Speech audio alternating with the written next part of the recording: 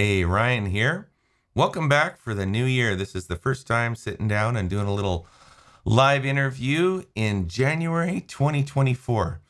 I know January is a time when we all kind of sometimes you think about your life and think about the dreams or where you're heading in life, what you want, all those things, New Year's resolutions, which come and go and all of that. But like one of my personal dreams for life, this would be like the ultimate for me, really, would be sitting down at a grand piano with, to push it further, a little orchestra around me and a choir and a congregation singing, but just that sitting down at the grand piano and just playing and hearing the melodies kind of come out. It just, I don't know, I just feel like I always want to press my life towards places where I could possibly do that or talking to people who are living like that. Like Michael W. Smith, just as an example, just that classic iconic picture. Well, we're going to talk with the guy. He's not Michael W. Smith, but he is Michael. So he's halfway there. Mike Janzen. And some images I'm going to show you as we talk to him, just sitting at the piano and the melodies that he creates and the heart that he brings into his songs is so amazing. I think it's going to inspire you. It's going to inspire me. We're going to get to know him together. So let's talk with Mike Janzen. Here we go. So, Mike, I didn't prep you for that setup, but I just want you to know that when I look at you and the images, even that you send, you sitting down at the piano, I'm like, oh, I want that life. I love that. I love what you do. I love to be able to chat with you and talk about this. But yeah, so great. Just sitting at the piano. In fact, I'll tell you this one thing is I hate it when a church has a grand piano and it just gets moved off to the corner and collects dust. It just feels like, oh, such a shame. So anyways, glad to have you here, Mike. Yeah, great to be with you. Yeah. The pianos are definitely starting to be in short supply. And then when you finally, you get into a auditorium where there's a great piano there, and then you go up to it, and then you open it very carefully because you're like, oh no, is it gonna still have keys on it? But Yeah, no, there's still a few. Still a few kicking around. still a few, still a few. Okay, I just got to show a couple of these images I pulled up. This looks like you without a hat on and all of that, but you're sitting, I don't know where you are there, maybe a club or something like that. Looks amazing. Where is this? That is Revolution Studios in Toronto, and Oh, what a we beautiful did a setting.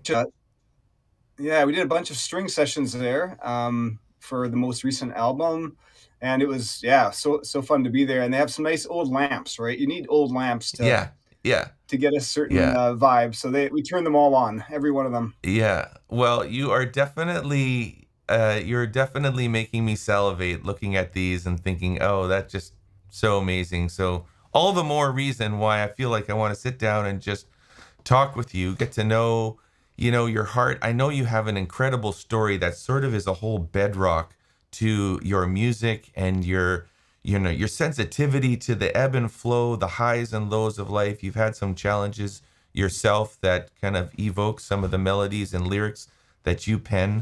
Do you want to give us a little backdrop on your life so that we could just sort of get into context with some of the songs we'll talk about after? I'd love to hear a bit of your story.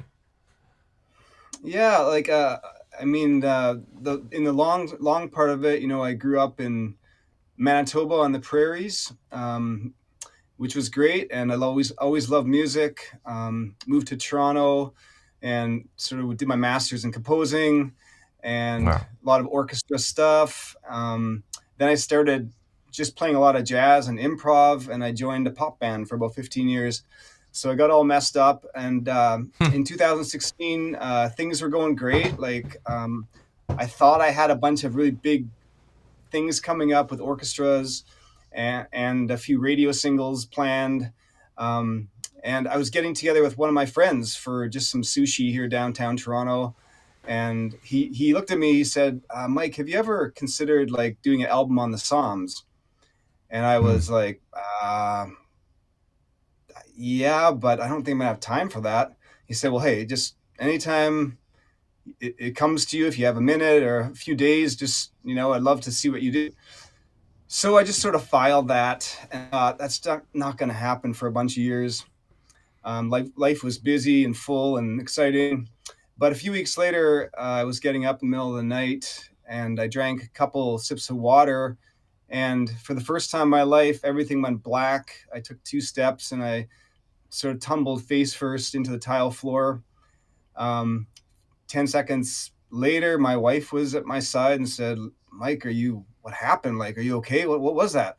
And I sort of came to and said, "Well, I don't know what that was." So I sort of stumbled back to bed, like a good, tough prairie boy. Yeah. But the next day I woke up and I looked outside, and everything was blurry, and my computer was blurry. And when my daughter, was talking, it sounded weird. So I phoned up one of my friends who had multiple concussions and said, "Hey, what do you think?" And What's she going said, on? "Yeah, you got a concussion. You got to rest up for a few days." I'm like, "A few days? Like, Wow. how long is this going to be? Like days, a week, 3 weeks?" And the longest concussion I had heard of at that point was 5 weeks, and I thought that can't happen. Like, I've got too much stuff up. I don't have time for that. I don't have time for that. And Yeah. as a musician, you have to pay the Keep bills, going. Yeah. and you got to, if you want to put food on the table and keep the house going, you got to keep working. There's no backup plan. So as the weeks went on, I just started feeling worse and worse and worse. I couldn't leave the basement. Every time I did, I was nauseous and dizzy, and I couldn't, talk to my friends or my wife or listen to the Hmm. radio or look at screens. I was really just left to my own thoughts, resting on a couch. Um, and what do you do when you just can't actually do what you love to do, and you can't hang out with anyone, and you can't fill your time with entertainment? You just sort of left to yourself, and I was just desperate, for something. I even didn't really know how to pray anymore after 3 or 4 weeks, because I was just so disoriented with my head being so dizzy. Um, and so I turned to the Psalms. I had a lot of time on my hands Mm-hmm. suddenly. And so I turned to the Psalms, and very slowly, I was really bad in those days. And I would just look at the phone with one eye open and just try to grab a couple of verses off of it. And then I close my eyes and just sort of rest there for an hour or two and try to calm myself down by breathing in these words. And one of the first ones I was led to was Psalm 42, which says, "By day the Lord directs his love, at night his song is with me." And somehow that one just really sticks out to me, because I think I probably meditated on that one a few thousand times, just trying to settle my head down and realize it's okay. In the night, God is with me, and in the day, there are still signs of his love around me. So that began, I'd like to say a few weeks, but it was a few years journey, 3, 4 years Wow. of a lot of roller coasters, and feeling pretty horrible at times and not really being able to do much of anything.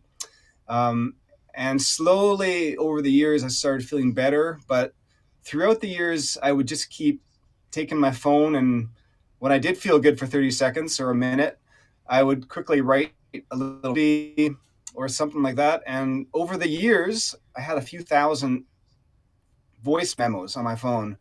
Um, 1,000. and as I felt better, I would go back, and most of them were no good. But I would go back and slowly sift through them and see if there was anything, worth keeping there. Hmm. Wow. And I mean, I'm just looking on PraiseCharts now and I see an album. We're going to be talking about this, the Psalms. So obviously it kind of led somewheres and you collected all these songs together. So is that what was the first album that came out? I see here we've got the Psalms. Is that really what we're talking about? This all led toward this collection here? Yeah, the collection there, a bunch of them. The first collection came out. It was called the Psalms Project, volumes Yeah. 1 and 2, Yeah. and those songs were all quite gentle and reverent and meditative. when you're going through a real big injury or mental illness or grief, often you're not led to loud music, you're led to very reflective music. For Yeah. me, music Fernando Ortega was amazing. Um, I'm a big jazz fan, but in those days I couldn't listen to any drums at all, so I had to go sort of bring things down and very simply. And so a lot of these songs, are quite simple that way. Um, but what I found out later is a bunch of them, at our church really resonated and with a bunch of people, especially as the pandemic hit. And so Yeah. we began to sing them. So yeah, I'm thrilled they're up there on PraiseCharts. Beautiful. I would love to actually, I've got the ability to play a couple of these songs. Hopefully they will come through. I know we're on Facebook and YouTube. Do you want to just take a risk and see if maybe as people can listen in, just get a little flavor for how this is going? So let's look at this song, Royalty. I'm just going to play it from the beginning here and see. Hopefully, is that coming through for you? Can you hear that? Yep. Here we go. Okay, we've just got a chord chart here, and I'm going to bring it up like this so we can see it.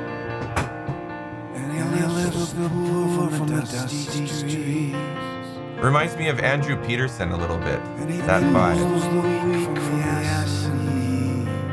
Yeah, Andrew's a favorite. Oh, yeah.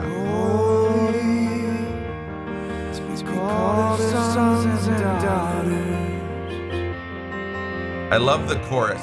I just can't wait to get there. Beautiful.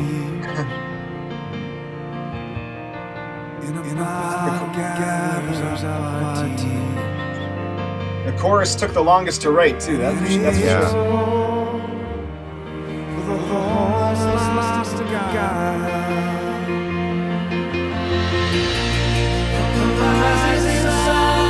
It's beautiful.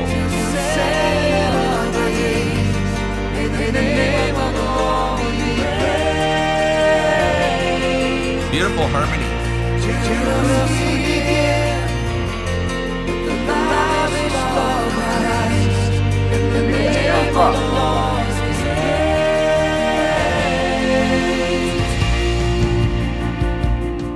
Beautiful, beautiful. I hope that comes through because I want people to just like capture just the majesty of these lyrics and then weaving through your life and merging with the Psalms. That's really what we're talking about here, is like unleashing that creativity with the Creator and yet still wrestling with the realities of our lives, that sometimes they are highs and sometimes they're lows. What are some themes in this song that kind of pair with your life? Tell me about some of the hope and encouragement that you're trying to bring with these lyrics. Yeah, I think it's such a beautiful image, Psalm 113. Yes. That he lifts us out of the ashes. And I Yes. think before my concussion, sometimes I'd read through the Psalms and, I'd be thinking of this person who's going through a hard time, or maybe this country, this war-torn country, or this person went through a hard family breakup. And I would sometimes see myself in the hard things, but I think overall, I often saw the Psalms as worship, which they are. But what I found interesting through my injury was suddenly I was the one who God lifted from the ashes, right? Suddenly I was the one, who God sort of didn't give up on and who kept me through a lot of years. And so I think that's the part of the song that's interesting to me is we're talking about others, but if we're honest, we sort of see that in ourselves, right? That whether we're going through a concussion injury or not, just in general, before God, he's the one who lifts us, right? He's the one who forgives us and calls us. So I think that's something about the song I enjoy. And then I also enjoy the chorus, those words, from the rising sun to the setting of our days, may the name of the Lord be praised. And again, it brings up that question of what is worship, or what's the result of worship. And, throughout the Psalms, there's this beautiful consistency of who God is, that, his throne is made of justice, that he lifts the broken. Every part of God's character is built up on this sense of justice for the world and what's right for the world. And so naturally, God's justice and worshiping God is hand in hand, right? There's no separation. There's no idea of, well, we just are a big worshiping church, but we're weak on justice. There's not Right. really room for that, because Right. in Yeah. God, worship is justice. That's also part of who He is. So anyway, I love that part of that song. I think it's a really beautiful writing. Hmm. And just thinking about worship leaders who are looking for songs to bring to the church, as I would be like singing through these verses, they're capturing us wherever we're at, as he lifts the poor from the dusty streets. And I could be singing, I could be leading that and reaching for people who are like, wow, that's me. That's what the Psalms are for, is they're written to sort of first capture us where we are, right? And then bring us to, it seems like that's what your verses are doing, is uh is reaching for us where we are, and then giving us the chorus of, from the rising sun to the end of days, may the name of the Lord be praised. And your melody and the harmonies there, I just want to say, it's so simple in some ways, but I just feel like I'm right there with you in how you crafted that melody. It's very Mm. beautiful, beautiful chord progressions and stuff like Oh, that. thanks, So Ryan. very good. Yeah, that melody was, some songs, you get them downloaded pretty fast and they just come, and then you go, all right, I think that's done. I'll work on it a bit, but I think it's done. And that can happen Yeah. sometimes in an hour. It's just, it was the right time. But this one, I knew what I was trying to get at. I just didn't know how to get there. And so I don't know how many choruses I tried, and I don't know how many variations I tried. I sort of knew words wise where I was going. But boy, that was one of the trickiest ones to wrestle down. But I didn't give up on it, because I thought I love this idea, so I got to just keep at it. But Yeah. anyway, I'm glad it turned out. But in the middle of it, it was pretty stressful. I'm interested. Maybe we could just talk about that a little, because at the end, when I hear it now, it seems so simple, almost so obvious. Like, well, I could have done that in a minute. It's just, but so I'm interested in the process of the wrestling with that simple melody that when you're looking at it from the end, it doesn't seem so complex. But how can it be so complex? And how could we maybe encourage songwriters? What are you looking for? How do you know when you have it? What is it that you're looking for? Or do you even know what you're looking for? Is it like, I don't know, it's just not quite right yet? What's that like? Yeah, for me, it's often when it's right. It's like a picture that comes into focus. It just suddenly it's clear, and up to then it was a Yeah. little blurry. Um, but how you get there, I mean, everyone's probably a little different. For me, like, I'll often record on Pro Tools a whole bunch of different takes of the chorus, especially once I'm getting close to feeling like I have a few good options. But then sometimes I might have 10, 13 options. And I mean, I think you have to be careful, because sometimes one of your first or second gut feelings might be right. Um, and sometimes for me, I can be a little too analytical. Like, Yeah. I'll be looking at other worship songs, and I'll go, okay, well, a lot of worship songs today are they have the upbeat into the bar, so they're coming at, one, two, three, ba-da-da-da-da. They usually go Right. into the bar. Yeah. And then you Right. look at Yeah. other trends where it's like they're straight melodies. So it's like, I was da, da, da, da, da, da, da, Yeah. da, da, Yeah. da. And so you look at the trends, and sometimes you're writing based on trends, which for me can get me into a really tough corner, because it might not be actually what the song needs or what I want to sing. And in this case, I don't remember if this was option 2 or 3 or 4, but I do remember I did have it for a while. I just kept working on so many others, because I kept second Hmm. guessing some of these technical things.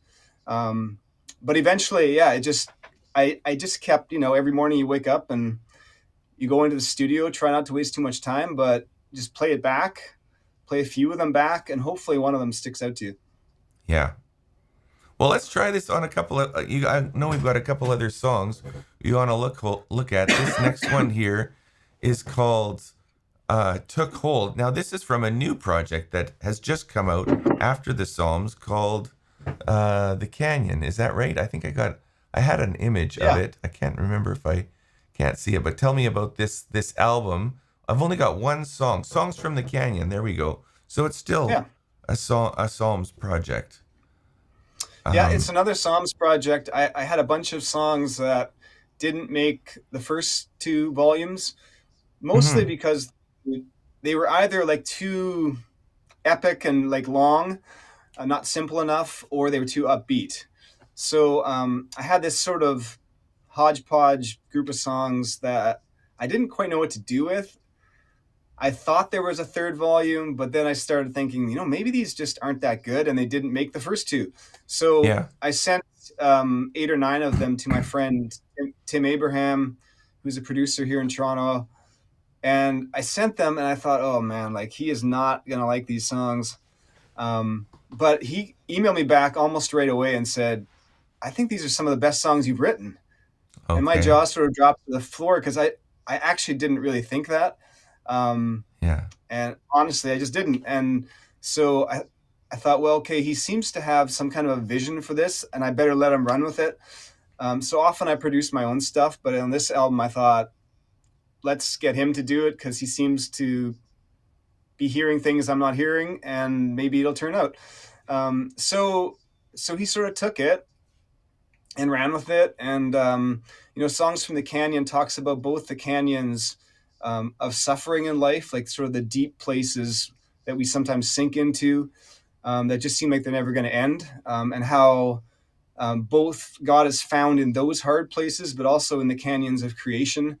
On Yeah. the album, there's a bunch of Rich Mullins, Andrew Peterson kind of influences. And in Rich's music, what I loved about him was there was always, if you listen, there was this earthy creation that just was rolling underneath, and beautiful dulcimer parts and really cool melodies and Yeah. forms in the song that didn't make sense compared to any other forms. And so on this album, there's a whole bunch of that kind of stuff too, like sort of creation kind of songs. Well, I'd like to. Can we just play a little bit? I've got "Take Hold" or "Took Hold." Sorry, I'll show the lyrics here, and we'll just listen through the verse and the first chorus. Let's see where this goes. See if this can come up. Here we go. Oh, a little more of a rhythm here.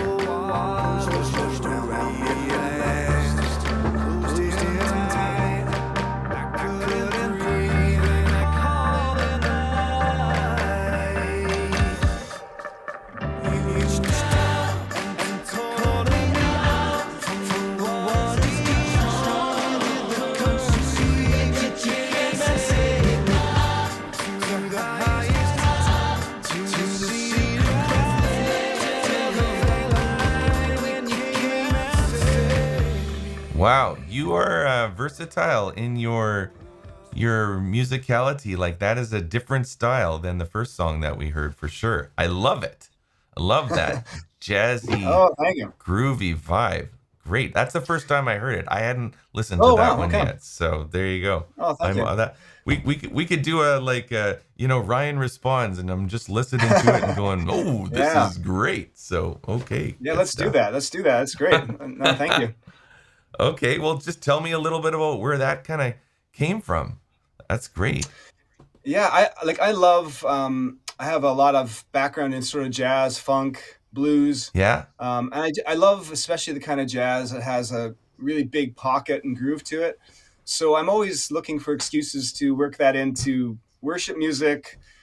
I also love gospel music. So I've been mm-hmm. fortunate with some of my friends to play in some fun gospel groups. And I just feel like there's something about gospel music, and just the use of the chord rhythm that like just feels like I'm at home in it somehow, even though I grew up in, southern Manitoba. But I just love it and resonate with it deeply. So yeah, again, having like a gospel choir behind you too, that's never a bad thing.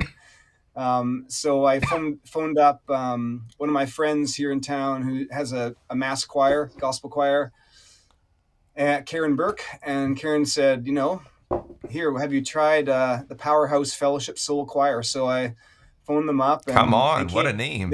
There you go. they came in and they brought it, and yeah, I you know what, you don't know going into a session, like, is this gonna work? Is it a good idea? Is it a bad idea? But anyway, I mean, they came in, and I was just smiling the whole time. It was just so cool. So Yeah. yeah, I mean, I love when artists, just take some chances. And obviously, there's so many styles out there of music, right? And sub styles. And I always encourage young artists, especially, like, if you don't see it in worship music, it doesn't mean you can't put it there. So, like, if your passion is French reggae or something, I don't know, Yeah. like, Yeah. whatever your Yeah. passion is, um, let God be a part of that, and just see where it goes, and be the very best you can be in that. Mm-hmm. And don't wait for others to come up with it. Maybe you can come up with it. So anyway, uh, I think it's fun to try things anyway. And my next album might be sort of a whole album of that kind of stuff. So we'll see. We'll see if I will be inspiration strikes. watching for it for sure. Okay, now you've got me interested. I want to just do one more. We've got this song, Abounding in Love. Now I'm just on my Spotify here, so I'm like, literally, this is real time here. Abounding in Love, Mike Janzen. Give me a second here. I'm just looking for the audio so that I can play the whole thing. And here we go. Let's see where this goes.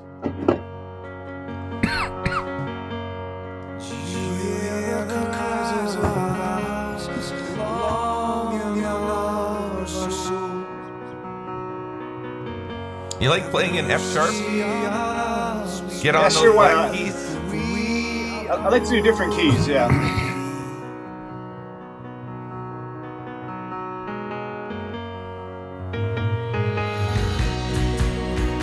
Oh, it changes. Yeah.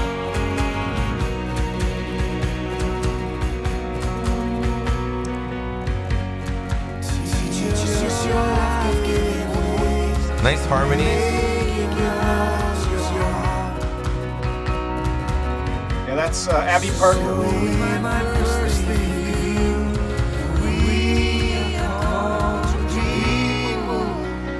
He's from I Am They. You probably know that band. Yeah. Oh, from I Am They. Really?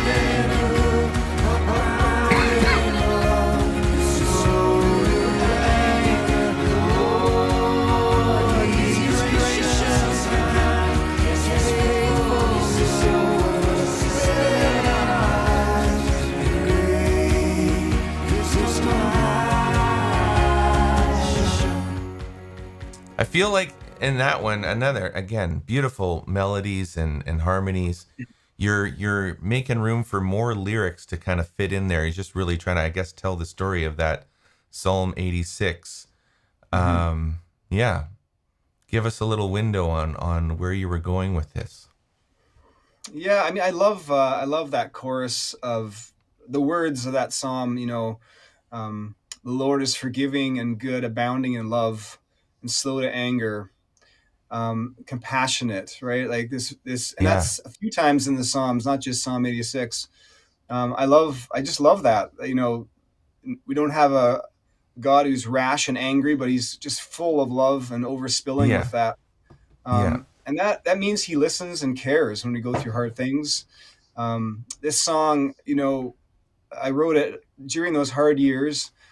And one of the tests of the songs was we got a bunch of friends together. Steve Bell was there and a bunch of others.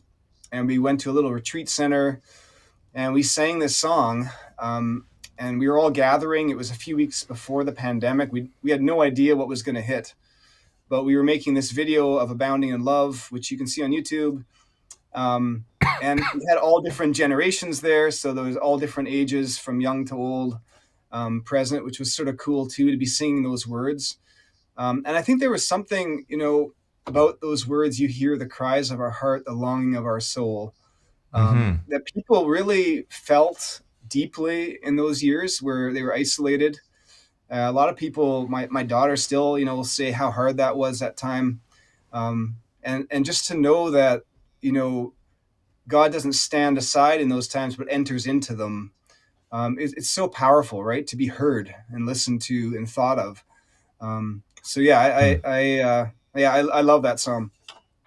Well, it definitely seemed like the Psalms and your life just seem to flow so together so well. And I'm sorry for in some ways, for the struggles that you have gone through. I mean, no one would ever want that on anyone. And yet, just amazing how you can just accept and take, this is what has happened in my life. And I'm going to let that, bring depth into my lyric, to my melody. And, you get up as so many days you have done, and just I like that picture of you saying, I just peered at the iPhone through one clouded eye and just took a couple of scriptures and just meditated on those, and you're coming out with some beautiful beautiful music. I just noticed as I'm flipping through praise charts here, and I want you to know this, those of you listening in, that a number of these songs are free. I didn't actually even realize that in the beginning, but there you go. The royalty, that one that we were listening to in the beginning, that you can come and grab those chord charts for free. And this one, Abounding in Love, is also free.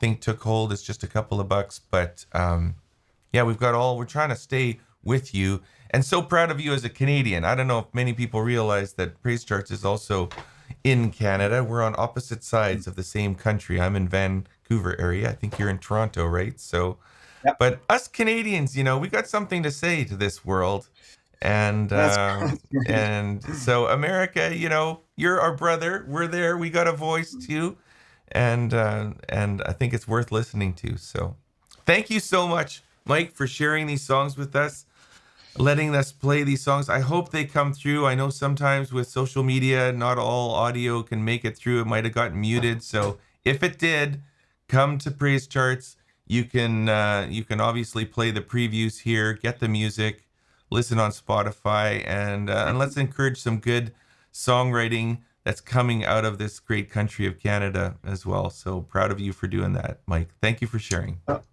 Oh, thanks, Ryan. Yeah, and I love. I send a lot of people that way because I love praise charts. You obviously can select any key, right? Yeah. Which is a big deal. Just to quickly, you're selecting your key and everything, and yeah, the free is amazing too. So thanks for Yeah. all your work too that you Well, do there. especially if you write a song in F sharp, someone's gonna push the key change and be like, "I want G or F," but I don't know about F sharp. So Yeah, all I just good. get bored with certain keys. Yeah, I'm like, oh, I played that key totally. before. Let's try a new one. I mean, the reality is, if you're a good pianist, you know how to. You're not threatened by those black keys, so that makes total sense. And so, very good. Thank you, Mike. Mike Janzen. Please support his music. Come and find it on Praise Charts. We got links in the show notes, and love this time of sharing your life with us. Thank you very much. All right, See you great, later. great being with All you. right. Thanks, Ryan. Okay. Bye then.